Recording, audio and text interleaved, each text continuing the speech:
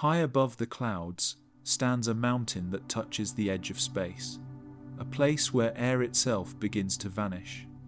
This is Mount Everest, the highest mountain on Earth, a place both breathtaking and dangerous, both beautiful and cruel. If you enjoy these stories, please don't forget to subscribe to be part of our nightly journeys and leave a comment to help other curious minds find this space too. Mount Everest is more than just rock and ice. It is a living mystery, a silent witness to human dreams and their cost. For every step toward its summit lies a story of wonder, courage, and sacrifice.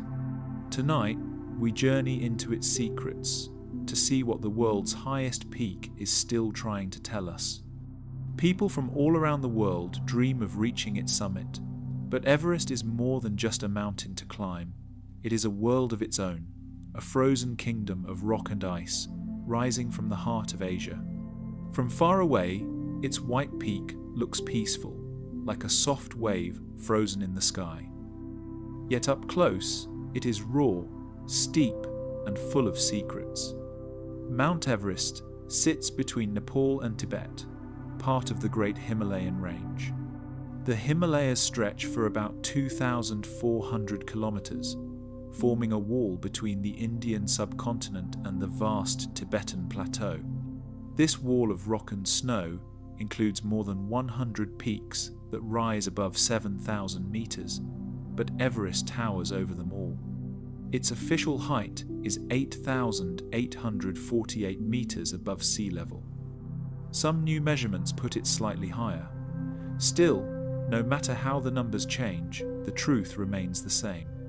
It is the tallest place a person can stand on Earth. In Nepal, people call it Sagarmatha, which means forehead of the sky. In Tibet, it is known as Chomolungma, the mother goddess of the world. For local people, the mountain is sacred. They believe powerful spirits live in its icy heart. For centuries, no one dared to climb it, not out of fear of the cold, but out of respect. To them, stepping on the mountain's highest slopes was not an act of bravery, but of arrogance. It was like walking into the home of a god, uninvited. The first outsiders to gaze at Everest did not even know what they were seeing. In the mid-1800s, British surveyors mapping India noticed a strange, sharp peak far to the north. Through their telescopes, it looked taller than anything they had measured before. After years of calculation, they confirmed their discovery. They called it Peak XV. Later, it was renamed Mount Everest, after Sir George Everest, a British surveyor general who had never actually seen the mountain himself. Imagine being one of those early explorers, standing miles away, watching that distant white peak disappear into the clouds. The air would shimmer with heat, and the mountain would seem like a mirage, too high to be real. In a way, it still feels that way today. No photograph, no video, no map can capture what it feels like to look up at Everest in person. It is not only tall, it feels ancient, as if it remembers every storm, every whisper of wind that has ever touched it. The base of the mountain lies around 5,000 meters above sea level. Even here, breathing becomes difficult.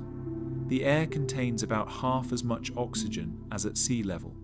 Plants struggle to survive. The landscape looks empty, but it is alive in subtle ways. Hardy mosses cling to rocks. Snow leopards, shy and nearly invisible, prowl the higher slopes. Bar-headed geese, one of the few animals able to fly over the Himalayas, glide silently above the ridges. Their wings slice through thin air where even helicopters struggle to lift off. Lower down, in the valleys, life flourishes in sharp contrast. Villages made of stone and wood hug the sides of hills. Prayer flags flap in the wind, sending messages of peace into the sky. Sherpas, the native people of this region, move easily along steep trails that leave most visitors gasping for breath. To them, Everest is not a goal or a trophy. It is a neighbour, a sacred presence that watches over their lives.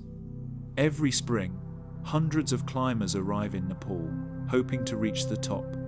They set up camps, prepare oxygen bottles, and pray for calm weather. But for the Sherpas, who guide and support them, the mountain is not a playground. It is a place to be respected, sometimes feared, and always understood. From a distance, the snow on Everest looks pure and untouched. Up close, it tells a different story. The surface is rough and fractured, marked by deep cracks called crevasses that can swallow a person whole. The wind never stops. It screams across the ridges at more than 100 kilometers per hour, shaping the snow into strange, sculpted waves. Every gust feels like the mountain is breathing, reminding visitors who truly has the power there. At night, temperatures drop so low that metal freezes to the skin. Stars shine brighter here than almost anywhere else on Earth. The Milky Way stretches across the sky like a river of light. The silence is so complete that even your heartbeat seems loud. In that silence, many climbers describe feeling small, but also connected to something vast. Some say the mountain hums softly in the wind, as if it is alive. Mount Everest's history is full of human stories of courage, loss, discovery, and obsession. It has drawn explorers, scientists, poets, and dreamers. Some came to measure it, some to conquer it, and some simply to understand it. And though many have reached its summit, the mountain itself remains distant and unknowable, a reminder that nature is always greater than human ambition. Why does it draw us so powerfully? Perhaps because it represents the edge of what is possible. When we look at Everest, we see the limits of our strength, but also our longing to go beyond those limits. It is a mirror of human nature, calm and dangerous, beautiful and unforgiving. And yet, for all its glory, Everest is not a mountain frozen in time. It is alive in its own slow, ancient way. Deep beneath its rocky base, something continues to move, shaping not only Everest, but the entire world around it. For millions of years, this hidden force has been pushing the mountain upward, little by little, year by year. The truth is, Everest is still growing, and that quiet growth, almost invisible, carries one of the most fascinating secrets of all. Deep beneath the ground, far below the snow and rock of Mount Everest, the earth is not still. It moves, presses, and folds. What we see as a mountain is only the surface of something much larger, something alive in a slow and steady rhythm. Everest may look silent and eternal, but in truth, it is growing and has been for millions of years.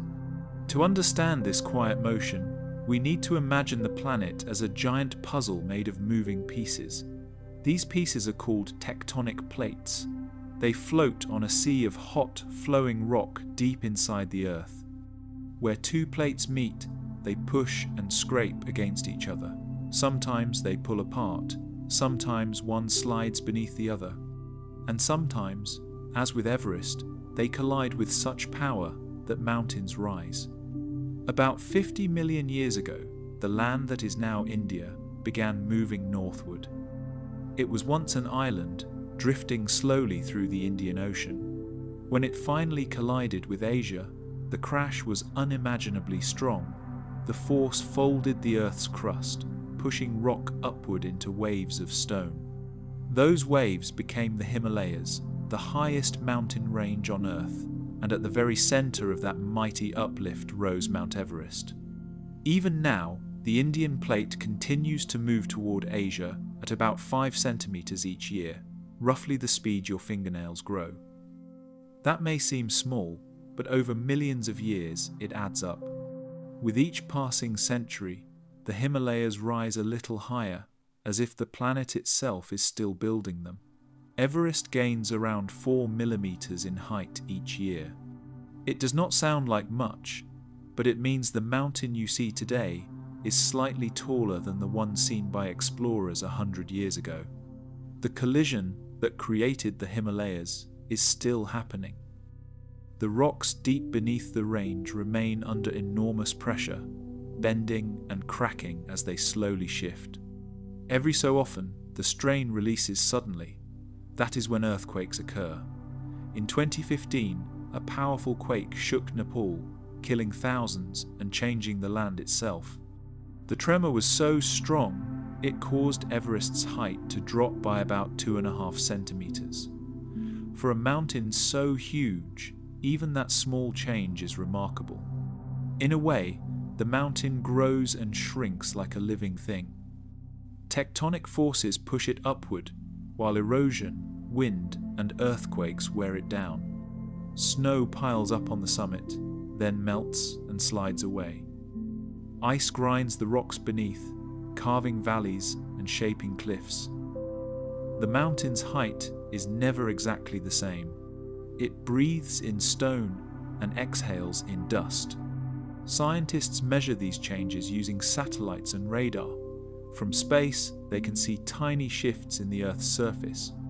The most recent survey, in 2020, done jointly by Nepal and China, found that Everest's official height had increased slightly since the last measurement. The number now stands at 8,848.86 meters, a small but meaningful reminder that the planet never stops changing. Beneath all that movement lies an ocean. Long before the Himalayas existed, the area was covered by the Tethys Sea. When India pushed into Asia, the seafloor was lifted and turned into mountains. Today, if you pick up a rock near Everest, you might find something surprising, the imprint of a shell or coral from that ancient sea. It is strange to think that the highest point on Earth was once part of the ocean floor. The summit of Everest, which touches the sky, is made of limestone formed from the remains of tiny sea creatures that lived hundreds of millions of years ago. That fact alone can make anyone pause. The rocks beneath climbers' boots were once soft sand at the bottom of a warm sea. Time turned them to stone. Then the earth folded them upward until they became the roof of the world. It is a story of transformation so slow and powerful that it humbles the imagination. Nature has been writing it, inch by inch, since long before humans even existed. But while the mountain's rise tells a story of creation, it also hints at tension. The same forces that lift the Himalayas also store energy deep underground. One day, that energy will release again in another earthquake. No one knows when or how strong it will be, but scientists continue to watch, to measure, and to learn. The mountain's growth is a sign of life, but also a reminder of how fragile the surface we walk on truly is. Some people imagine mountains as ancient, unchanging things. In truth, they are part of an endless cycle. Rock becomes sand, sand becomes stone, and stone becomes mountain again. Every grain of dust blown off Everest slopes today may someday rest at the bottom of a river, waiting millions of years before rising again. The earth moves at its own pace, slow enough for us to miss, but steady enough to shape entire worlds. When climbers stand on the summit, they are not just on top of a mountain, they are standing on a piece of moving history. Beneath their feet, two continents continue to push against each other. The mountain is rising beneath them, even as they celebrate reaching the top. That thought alone connects every climber, every explorer, and every listener to something far greater than any single adventure. It connects us to the living planet itself. What might the world look like millions of years from now, when the mountain has grown higher still? Will new peaks appear where there are valleys today? Will Everest one day crumble and give birth to another mountain somewhere else? The Earth has time to find out. We, perhaps, do not. The story of Everest's growth teaches a quiet truth. Even the tallest things we know are still changing. Even the most permanent parts of nature are in motion.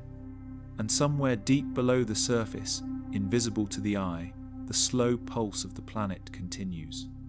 This pulse has built not only Everest, but also other towering ranges across the globe.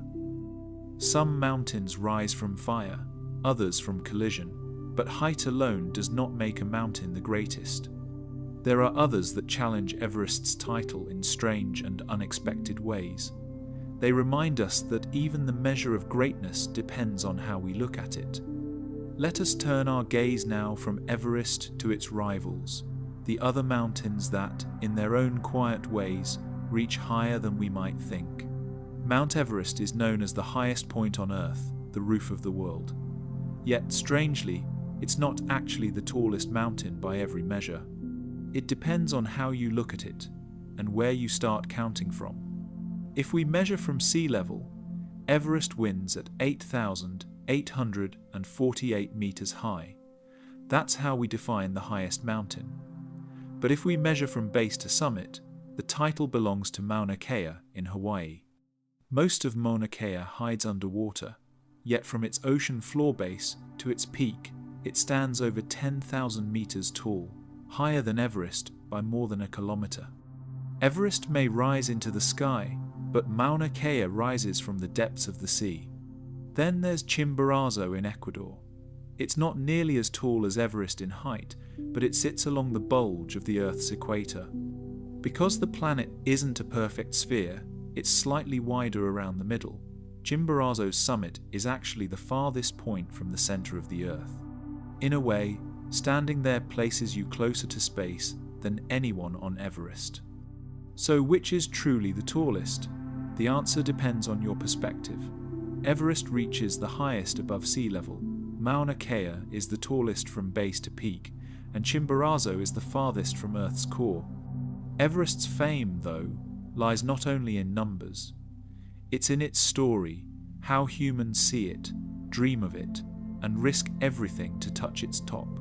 Numbers can be measured, wonder cannot. Even more curious, Everest itself isn't fixed. The mountain actually changes. Its height shifts ever so slightly due to the collision of tectonic plates pushing it upward and earthquakes that sometimes lower it.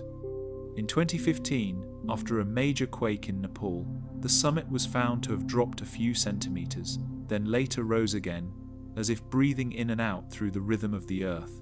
No mountain stays the same forever. They rise, they fall, they erode and grow again, all at a pace too slow for human eyes to see. In that way, even Everest, the world's highest, is still becoming what it is meant to be. So when we call Everest the tallest, it's really a matter of how we choose to see. A mountain's greatness isn't measured only in meters, but in mystery. This idea also connects to something deeper about perspective. From one point of view, Everest is the king. From another, it is only one among many peaks. The truth depends on how and where you stand. Perhaps that is also true for people. What seems highest from one angle might not look the same from another. Scientists have long studied these mountains, not to rank them, but to understand what they reveal about the Earth. Mauna Kea teaches about volcanic birth, how heat and pressure can create land from fire. Chimborazo shows the shape and spin of the planet itself. Everest tells the story of continents colliding and rising toward the sky. Together, they form a kind of conversation between different faces of the same world. And while we measure them in numbers and meters, there are other ways to feel their size. To stand at the foot of any great mountain is to feel small and wide-eyed at once. You do not need a ruler to sense its power. The body feels it. The heart understands it. Everest will always be the one that captures the world's attention, perhaps because it is both reachable and impossible at the same time. It calls people upward, daring them to test their limits. But as they climb, many discover that its true challenge is not the number on the map, but the thin line between life and death near its summit. There, high above the clouds, numbers no longer matter. air becomes scarce, steps become slow, and even the smallest movement feels enormous. At a certain height, the human body begins to fail. It is a region where breathing alone feels like running a race, and where the mind starts to blur from lack of oxygen.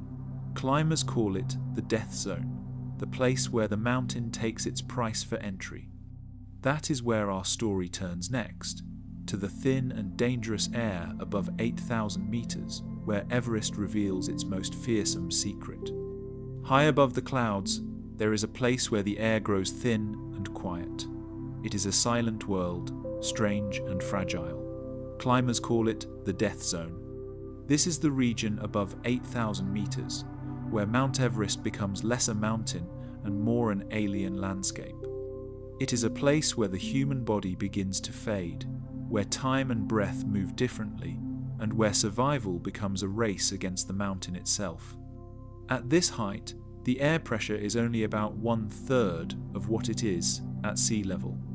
Every breath gives you far less oxygen. It feels as if the air is heavy but empty, pressing on your chest yet offering no relief. Your body begins to panic quietly. The heart beats faster. The lungs pull in air that no longer helps much. The mind grows foggy. Even small movements feel like long journeys. Climbers say that above 8,000 meters, you age quickly. Cells die faster. Muscles weaken. Thinking becomes slower. You lose the sense of how tired you truly are because your brain no longer processes things clearly. A step that would feel easy in your city feels impossible here. Yet still, people keep climbing. Many prepare for years to reach this zone. They train their bodies to survive with less oxygen. They learn to breathe deeply and slowly to save every bit of air they can. But no matter how strong you are, no human can live long in the death zone. The body begins to shut down within hours. You can only pass through, never stay. At first, the mountain tricks you. The sky above is deep blue, cleaner than any sky on Earth. The sun shines brighter because the air is thinner, and the world seems peaceful. But inside the climber's body, everything starts to go wrong. The blood thickens as it carries less oxygen. Fingers and toes begin to freeze even through gloves. The brain may swell slightly.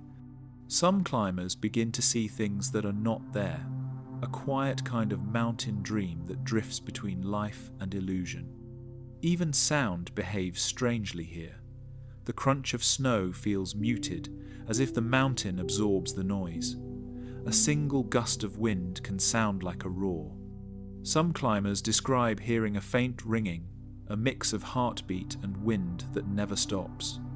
In the death zone, silence is not the absence of sound, it is the weight of air too thin to carry it. The body's slow failure can be cruel. Lips turn blue, eyes grow glassy. A single cough may feel like a punch to the chest. You take a breath, but it feels like nothing enters your lungs. The mountain gives you the illusion of standing still, but inside you, the clock is ticking fast. Most climbers carry bottled oxygen, strapped in metal tanks. It is their fragile shield. But even with extra oxygen, the danger does not disappear. Equipment can freeze, valves can jam, masks can fog, and the simple act of breathing through the mask can tire you out. Without it, a climber may only have a few hours before confusion or collapse. Yet, there are people who climb Everest without oxygen. These are the rare few who push human limits to their edge. One of them was Reinhold Messner, the first person to climb Everest without supplemental oxygen. When he reached the summit in 1978, he said the world seemed to dissolve around him. He described it as walking in slow motion through a dream, where even thought itself became too heavy to hold. The death zone is not only physical, it is psychological. Some climbers see what is called the third man syndrome. When alone and exhausted, they sense someone walking beside them. This presence feels real and comforting, sometimes even guiding them downward. Scientists think this may be the brain's way of coping with fear and loneliness, a final survival mechanism when reality begins to blur. In this thin world, time feels strange. Minutes stretch long. You can stare at a ridge for hours, thinking it is near, only to find it still far away. The brain's sense of distance collapses. The summit seems close, almost touchable, but each step takes eternity. Climbers often describe a trance-like rhythm: step, breathe, rest, step, breathe, rest. The entire climb becomes a form of meditation mixed with pain. Some do not return. On Everest, there are bodies frozen in the snow, perfectly preserved by the cold. They have become silent markers, guiding new climbers along the route. Some of them are given names, remembered not as tragedies, but as part of the mountain's long memory. They remind every climber that the death zone does not forgive mistakes. Rescues here are almost impossible. Helicopters cannot fly safely at such altitude. Even strong climbers cannot carry another's full weight for long. If someone collapses, others may have to make a hard choice, to try and save them or to continue upward before their own strength fades. It is a harsh truth, and yet those who return rarely speak with bitterness. They say the mountain shows who you are when everything else is gone. The death zone also changes how you see beauty. The sky seems closer. The snow glows softly under sunlight. The horizon curves gently with the shape of Earth. Some climbers say that despite the danger, this is the most peaceful place they have ever been. It feels like standing at the edge of existence, between the known and the infinite. The name Death Zone sounds cruel, but it also carries a strange respect. It reminds us that we are guests in this realm. That life on Earth depends on balance, on air, warmth, and water that this height does not have. It is humbling to realize how fragile we are when we step beyond the limits of what we were built for. And yet, it is here, in this frozen world, that many say they have felt most alive. The air hurts to breathe, but the view stretches beyond imagination. You can see the curve of the earth, the shadow of the mountain reaching across the Himalayas. You realize that you are standing where very few humans have ever stood, where life clings only in whispers. When climbers finally descend below 8,000 meters, they often describe the first deep breath as rebirth.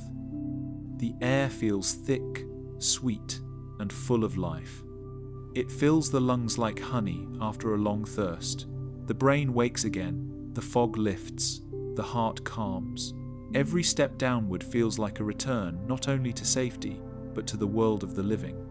But long after they leave, the memory of the death zone stays with them. It becomes part of their dreams. Some say that once you breathe that thin air, part of you always longs to return. Not for the danger, but for the strange silence. For the reminder that even when stripped of comfort and strength, the will to climb, to rise, to reach, still beats quietly within us. As we leave the death zone behind, we might wonder about another mystery. What happens to the mountain itself, year after year, as people climb and descend? The air changes, but so does the mountain. It shifts, it grows, it shakes. Everest is not frozen in time. It is alive in its own slow rhythm. And in that rhythm, something even more mysterious lies, waiting how a mountain, made of stone and ice, can move beneath our feet. Near the summit of Mount Everest, there is a place both haunting and strangely beautiful. It lies just below the final ridge, where the air thins and the world fades into white. Climbers call it Rainbow Valley, not for its joy, but for its colours. Scattered across the icy slope are the bodies of climbers who never made it home. Their jackets, once bright red, blue, and yellow, now frozen and faded, create streaks of color against the snow.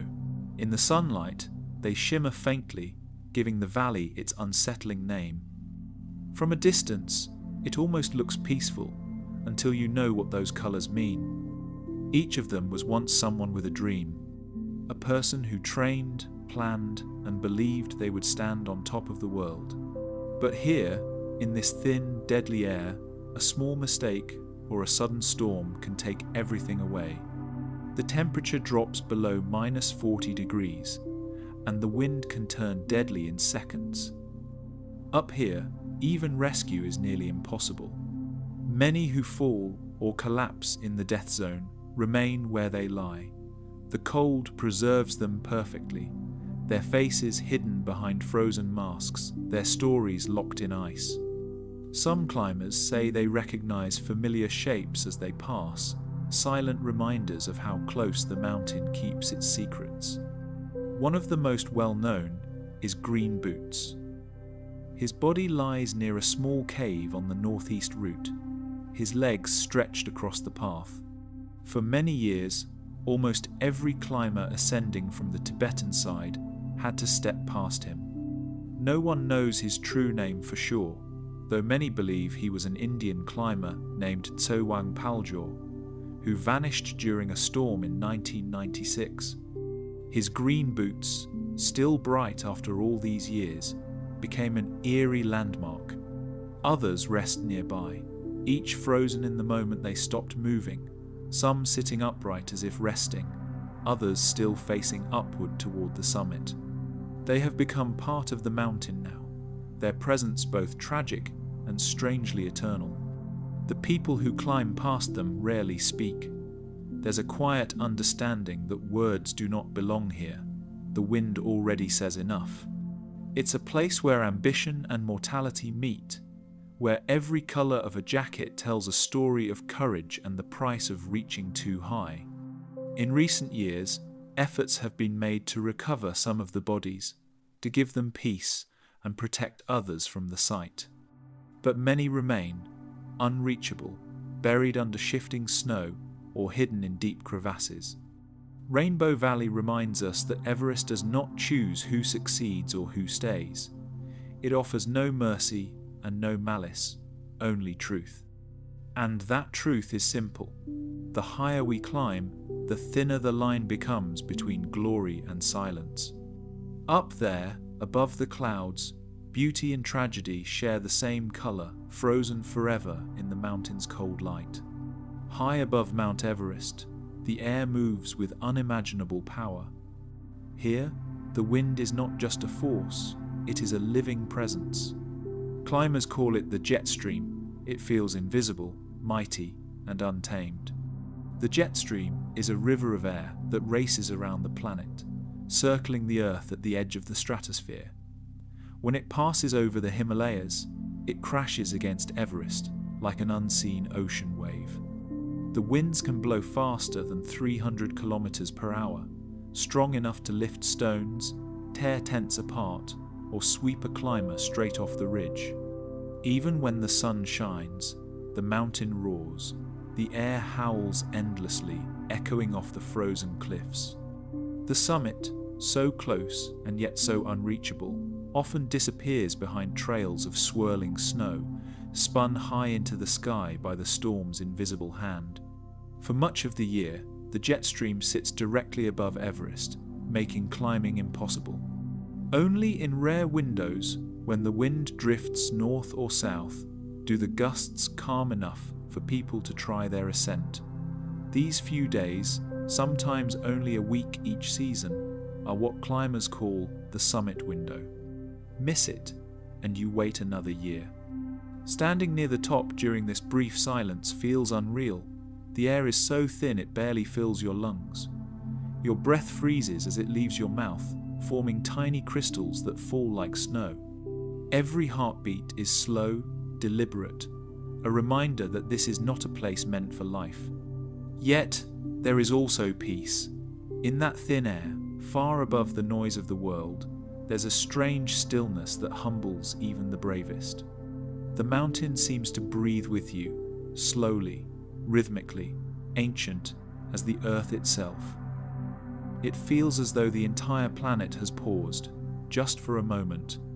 Some Sherpas believe the wind carries voices, the whispers of spirits who guard the mountain. Scientists, of course, describe it differently.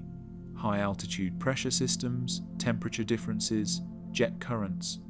But even they admit that Everest's winds behave like no other place on Earth. It's as if the mountain stands at the center of the sky, where the planet's breath is strongest. Every gust is a reminder of how small we truly are. Every lull in the storm, a fragile gift of time. And when the wind finally calms, when it eases for just a few precious hours, that's when climbers make their move. They step forward, hearts pounding, knowing the silence will not last. On a quiet morning in 1953, two figures moved slowly through the thin air above the world. One was from New Zealand, tall and quiet, with a calm determination in his eyes. The other was from Nepal, strong and graceful, a man of the mountains who had spent his life among the ice. Together, Sir Edmund Hillary and Tenzing Norgay would do what no one had done before. They would stand on the highest point on Earth. The world had been watching Everest for decades. Many had tried to reach its peak, and many had failed. Some disappeared into storms. Others came close but turned back, exhausted or frozen. Everest had become a symbol of both ambition and humility, the place where human will met the limits of nature. For Hillary and Tenzing, the climb was not just about glory, it was about trust. They were part of a British expedition led by Colonel John Hunt, a large team that had spent months preparing. But on that morning of the 29th of May 1953, it came down to just the two of them. They had spent the night before at a small, exposed camp known as the South Col. The temperature was below freezing, and the wind scraped the tents like claws. Inside, they rested as best they could, drinking warm tea and checking their oxygen equipment. At dawn, they began the final ascent, moving through the snow in slow, steady rhythm. Step, breathe, pause. Step, breathe, pause. Every movement was heavy.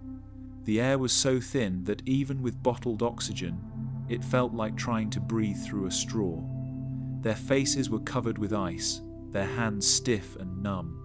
The slope was endless white, and the summit seemed to float just out of reach.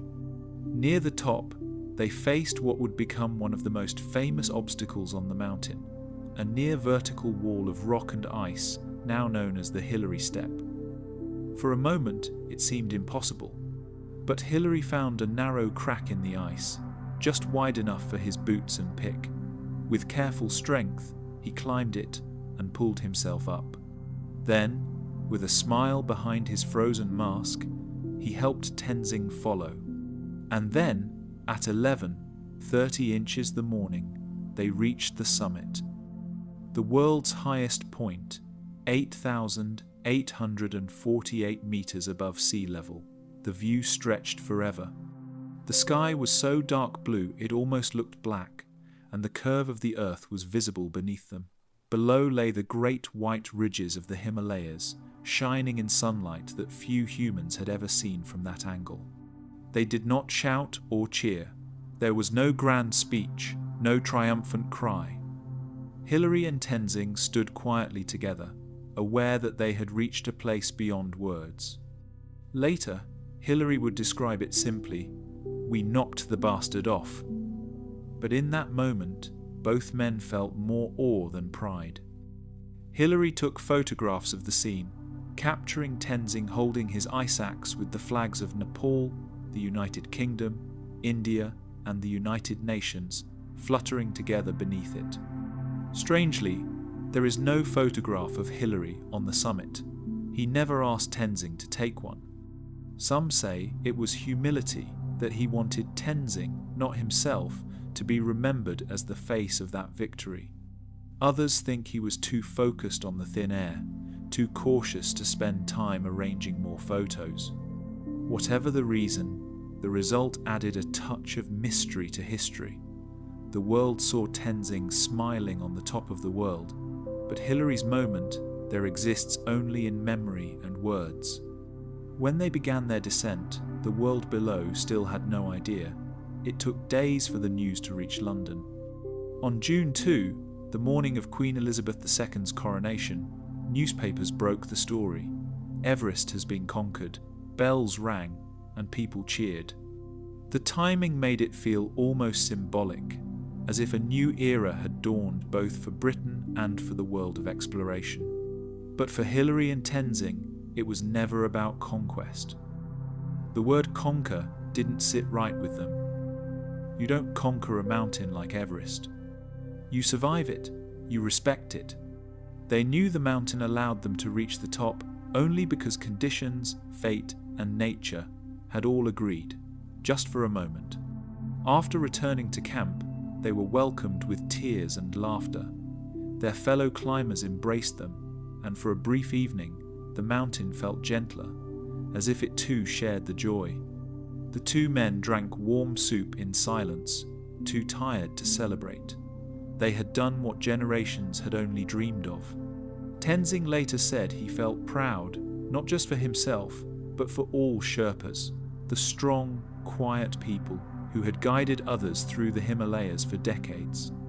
He said that in that moment, he stood there as a symbol of all my people. Hillary, too, felt it was not his own victory. He saw it as proof that teamwork, courage, and friendship could carry humans beyond the limits of fear. Years later, when asked what it felt like, Hillary described looking out across the horizon and feeling both very large and very small. It was a feeling of great satisfaction, he said, to be at the top of the world, but even greater was the feeling of being able to come down again. Their climb changed how the world saw Everest. It was no longer an unreachable dream. It became a place where human spirit met the raw power of nature, not as an enemy, but as a challenge to be understood and respected. The mountain, once mysterious, now seemed just a little closer to us all. In Kathmandu, when Hillary and Tenzing returned, crowds filled the streets, flowers rained down, people sang and cheered, but both men stayed humble. They spoke of the mountain, of the Sherpas, of the weather, of luck. They smiled, but they never claimed ownership of their success. Tenzing later said something simple and profound. We were not heroes. The mountain makes no heroes. It only allows those who listen. And perhaps that is what their climb truly meant. It wasn't about standing above the world. It was about listening to it, to the wind, the snow, the heartbeat of the earth beneath their boots. In that moment, in the thin blue light above the clouds, they did not conquer Everest. They met it. They stood on its shoulder just long enough to say, "We are here." Then they bowed, turned back, and left the summit once more to the sky. Even now, decades later, that quiet moment of triumph still feels alive. Every climber who steps onto the slopes of Everest carries a trace of that first ascent, not as competition, but as inspiration. Because what Hillary and Tenzing proved was not that humans could defeat nature, but that, for a brief moment, we can walk beside it. And far below, in the valleys and villages, the mountain still watches, the winds still sweep its ridges, the snow still falls softly on the trail they once climbed. The summit waits, silent and patient, as it always has, not conquered, not tamed, but remembered. And just below that shining peak, beneath the endless sky, another world begins to stir, the hidden one of ice and time. The glaciers that flow from Everest's heart carry secrets from ages long past, whispering the story of a mountain that never truly sleeps. The mountain remembers everything, every step taken, every storm survived, every dream left unfinished. All of it is buried in its ice. But now, that ice is melting. The glaciers that once flowed steadily down Everest's slopes are retreating faster than ever. The Great Khumbu Glacier, a river of ice that begins near the summit and winds down toward Nepal, is thinning and cracking. Scientists say it has lost more than half its thickness in just a few decades. What was once a slow, eternal crawl of frozen time is now racing toward disappearance. The cause is no mystery. The air above Everest is warming, faster than almost anywhere else on Earth. Climate change has climbed even here, to the roof of the world. Temperatures once thought impossible for such heights are now recorded each year. The mountain's eternal frost, the very thing that made it feel timeless, is fading. As the ice melts, the mountain begins to reveal its secrets. Pieces of history emerge from the glacier's grip: rusted oxygen tanks, tattered tents, climbing ropes from early expeditions. Some belong to the men and women who once tried to reach the top and never returned. There are stories frozen in those relics. An ice axe from the 1920 seconds, possibly from George Mallory's doomed expedition. Fragments of camp equipment from the 1950 seconds. A single boot, still upright in the snow, found decades later by another climber. Each item is a voice from the past, preserved by cold, now released by warmth. Sometimes, what emerges is even more human. Melting glaciers have begun to expose the remains of fallen climbers, people who vanished long ago in the white storms of Everest. Their bodies, perfectly preserved in ice for decades, are now reappearing along the trails. For years, they were hidden beneath thick snow and glacial walls. Now, as the mountain warms, they return, silent witnesses to the cost of chasing the summit. Guides and Sherpas, who lead climbers each season, say the terrain is changing too quickly to keep up. Crevasses once covered are now open. The route through the Khumbu icefall, already one of the deadliest sections, shifts unpredictably each year as the glacier beneath it collapses and moves. Ladders must be relocated almost daily. Paths that were once familiar now twist into new, unstable shapes. To scientists, Everest has become more than a symbol of endurance. It's a living record of Earth's changing climate. Samples of ancient ice, drilled from deep below the surface, show trapped air from thousands of years ago. Studying them reveals how our planet's atmosphere once was, and how quickly it's changing now. Each bubble of air inside that ice is like a time capsule, whispering, "This is what the Earth used to breathe." But the warnings grow louder. Satellite images show glaciers shrinking all across the Himalayas, rivers fed by their meltwater, lifelines for millions of people downstream, may one day run dry. Entire ecosystems depend on the rhythm of that melt, the pulse of ice turning to water each summer. If it fades, so will countless lives far below the mountain's shadow. Still, the image of Everest melting feels almost unreal. How could something so massive, so ancient, change so quickly? Yet that is what is happening, a reminder that even the highest point on Earth is not beyond reach of what humanity has done to its planet. Climbers now describe the mountain differently. Where once there was only frozen silence, there are now trickles of water, the soft sound of dripping ice. In places where snow once glistened year-round, patches of rock appear. The mountain that once seemed eternal is beginning to breathe in new ways, not with the proud stormy breath of the jet stream, but with the fragile sigh of thawing ice. There is beauty in it still. As the glaciers retreat, they reveal patterns and colours unseen for millennia. Deep blue crevices, ancient rock polished by ice, and crystals that sparkle like stars. But beneath that beauty lies a quiet grief. Each drop of meltwater is a reminder that something old is being lost. Researchers now call Everest a mirror of the world. What happens there, at the top of the earth, reflects what is happening everywhere else, in our seas, our forests, our homes. The melting of its glaciers is not just the story of a mountain, it's the story of our planet's memory fading. In the end, the secrets beneath Everest's ice are not only about the past, they are a message for the future. The mountain is showing us what it has kept hidden for 100 years. The traces of our dreams, our failures, and now our consequences. If the mountain could speak, perhaps it would say, "I have held your stories long enough. Now, the warmth you have made is waking them again. Look and remember." Because as the ice retreats, it doesn't only uncover lost climbers and forgotten gear, it uncovers a truth we can no longer ignore. Even the highest place on Earth can melt. And when it does, it carries the memory of everything we've ever done, flowing down through the rivers below into the world we all share. High above the world, beyond where birds can fly and clouds can breathe, stand the Sherpas, the quiet guardians of Everest. Their strength is not loud or boastful. It is steady, born from generations of living in the thin air of the Himalayas.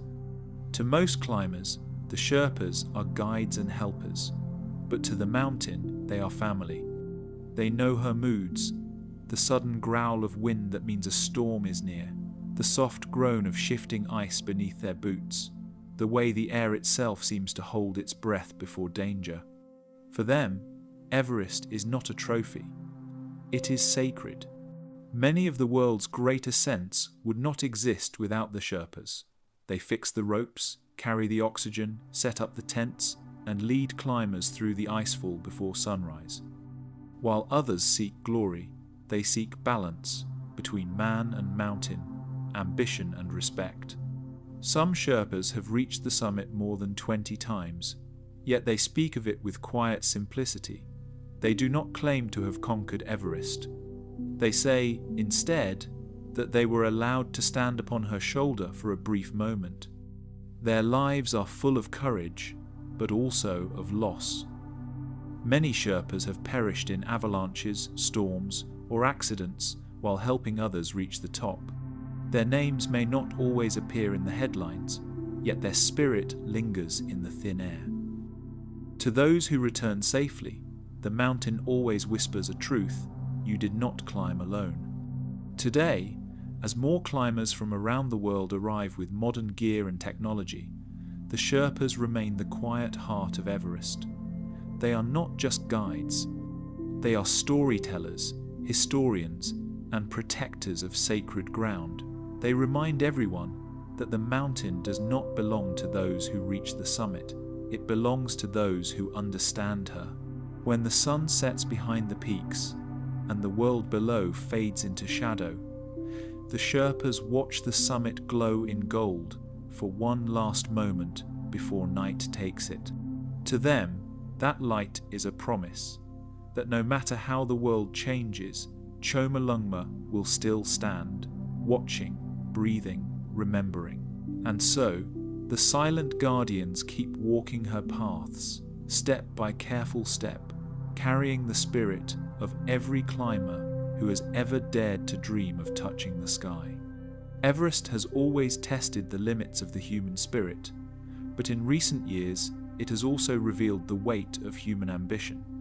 What was once a journey of exploration and reverence has, in many ways, become a mirror showing both our courage and our carelessness. Each climbing season, hundreds of people make their way up the slopes, leaving behind more than footprints. Scattered across the mountain are discarded oxygen bottles, torn tents, food wrappers, and broken equipment, the remnants of human effort frozen into the ice. Some call it the world's highest garbage dump. The higher the altitude, the harder it is to clean. Every step at such heights takes enormous energy, and every kilogram carried adds to the struggle. Over the decades, the debris has built up, a trail of human presence left where few humans were meant to be. But the waste goes beyond metal and plastic.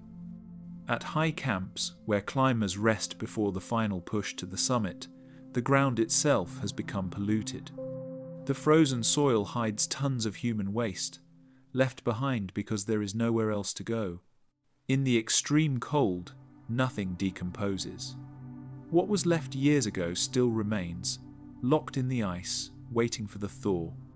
As temperatures rise and glaciers melt, that waste begins to reappear, carried down toward the rivers below, rivers that feed entire communities. What was once an isolated problem now threatens the ecosystem and people living far from the mountain. Authorities and environmental groups have begun to act. In recent years, climbers are required to follow carry-back rules, meaning they must bring down a certain amount of trash, sometimes even their own waste, or risk losing their deposit fees. Expeditions are encouraged to collect litter on their way down. There are also efforts to install portable toilets at base camps and to recycle old gear. Still, the deeper question remains, why do people climb? Is it for the thrill of adventure, the challenge, or the prestige of saying, "I stood on top of the world"? Many climbers speak of a spiritual experience, a sense of peace and humility at the summit. Yet others admit it can become a competition, not against the mountain, but against one another. In crowded seasons, long lines form near the summit ridge, hundreds of people waiting for their moment at the top, all while oxygen runs low and storms approach. It is a haunting image, a queue of ambition in the death zone, where every breath costs effort and every second counts. Everest does not judge. She stands silent as ever, letting each person show who they truly are in her shadow. But perhaps the question we must now ask is not whether humans can conquer the mountain, but whether we can conquer ourselves. Because in the end, the greatest summit may not be the one made of rock and ice, but the one within us, the climb toward respect, humility, and care for the very world we seek to rise above. As the wind softens over the peaks and the stars settle above the silent snow, let your mind rest like the mountain after a long storm. Breathe slowly, as if sharing the same calm air that drifts above Everest. The world feels quiet now, timeless, gentle, and safe. Sleep peacefully, knowing that even the tallest mountain finds peace in stillness. Good night, and may your dreams be filled with wonder.